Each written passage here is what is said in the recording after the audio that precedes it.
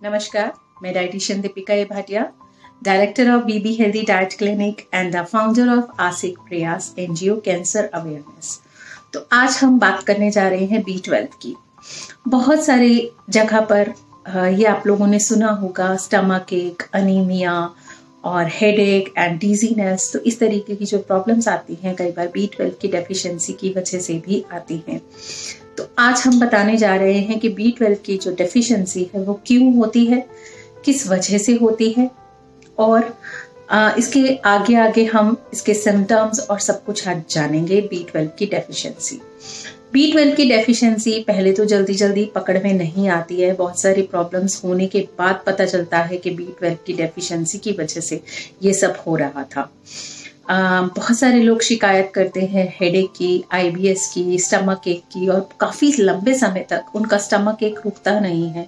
बहुत सारी चीज़ें जो है डाइजेस्ट नहीं होती, वोमिट आ जाती है। लेकिन लोग ये नहीं समझ सकते कि B12 की डेफिशिएंसी भी कहीं ना कहीं हो सकती है, बिकॉज हम बहुत सारे टेस्ट करवा लेते हैं, लेकिन B12 का टेस्ट जो है वो हम जल्दी जल्दी नहीं कराते। हमें पता होता है कैल्शियम का टेस्ट करवाना है, विटामिन डी का टेस्ट करवाना है, क्योंकि आजकल विटामिन डी की भी जो डेफिशिएंसी है वो बहुत ज़्यादा पाई जाती है। तो अगर ये दोनों ही विटामिन कम हैं, विटामिन डी और B12, तो बहुत सारी प्रॉब्लम्स होती हैं। तो आइए आज जानते हैं B12 की। विटामिन डी के लिए आप मेरी पहले वाली वीडियो देख सकते हैं, उसके अंदर मैंने विटामिन डी का पूरा बताया है कि कैसे आप अपने विटामिन डी को पूरा करें। तो आज हम B12 की बात करते हैं। सबसे पहले हम सिम्टम्स की बात करते हैं कि इसमें सिम्टम्स क्या होते हैं। सबसे पहले बहुत सारे लोग बोलते हैं कि इसको जॉन्डिस हो गया है, आइज पीली होती है उस पर्सन की। तो ये भी एक बहुत बड़ा सिम्टम है B12 की कमी होने का। Pale yellow eyes, pale yellow skin, आपको डिजीनेस रहेगी, बहुत ब्रीथनेस, जो आपकी जो सांसें हैं वो उखड़ती रहेंगी, ब्रीथलेस इंसान महसूस करेगा।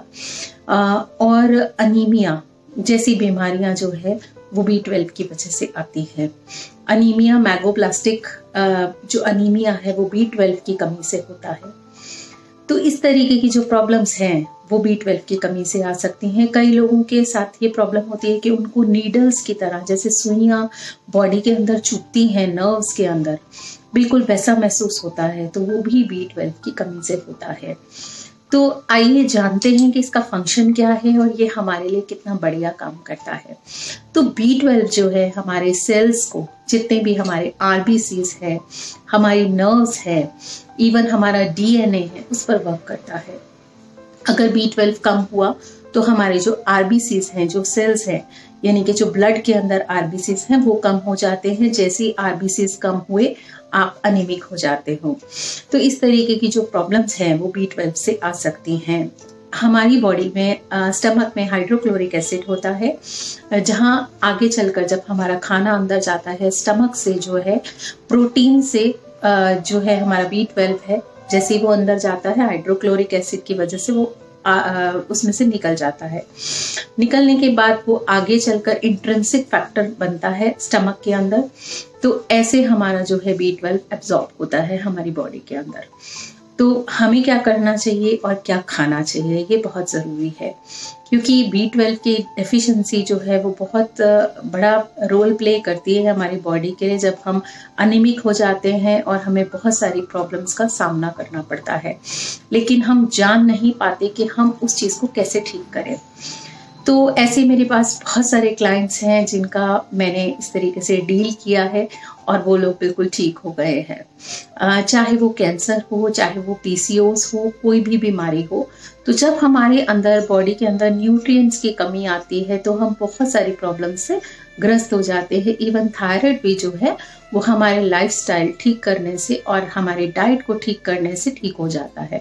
बिकॉज जब डेफिशिएंसीज आती हैं बॉडी के अंदर तो हम कहीं ना कहीं बीमार हो जाते हैं और हम लोगों को पता नहीं चलता कि कौन सी डेफिशिएंसी है, कौन सा न्यूट्रिएंट कम है।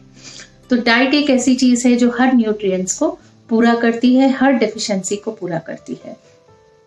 तो ऐसी ही जो है B12 की अगर कमी होती है तो हमें ऐसी ऐसी प्रॉब्लम्स हो सकती हैं। तो आइए आगे चलते हैं। इवन हमारे लिवर में भी हल्की फुल्की जो प्रॉब्लम्स है वो B12 की कमी से शुरू हो जाती हैं। तो अब मैं बात करती हूँ B12 मिलता कहाँ से है। तो B12 हम अक्सर सुनते हैं कि जितना B12 है वो नॉन वेजिटेरियन फूड से मिलता है, तो नॉन वेजिटेरियन फूड से बिल्कुल ज़रूर मिलता है। लेकिन आप अगर डेयरी प्रोडक्ट्स प्रॉपर लेते हैं, पनीर लेते हैं, दूध लेते हैं, चाहे वो लो फैट ही क्यों ना हो, तो आपकी बॉडी में B12 की कमी नहीं होगी।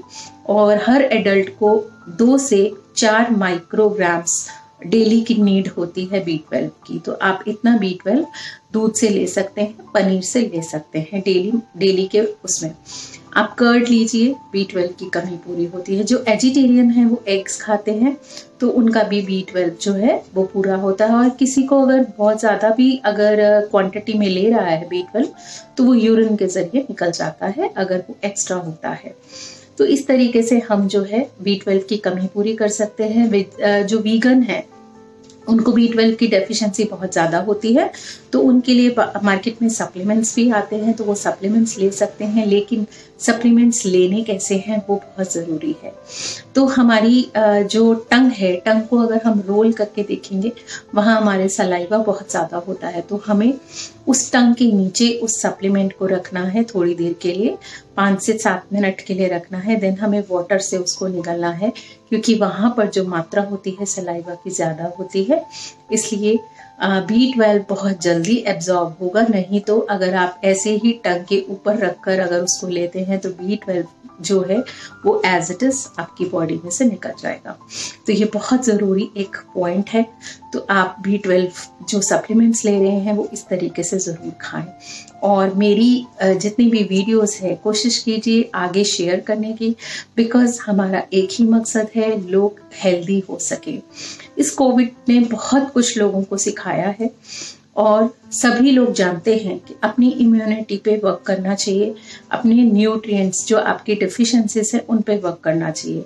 तो आप जितना जल्दी इन पर वर्क करना शुरू कर देंगे उतनी जल्दी आप हेल्दी होंगे, because health is very important.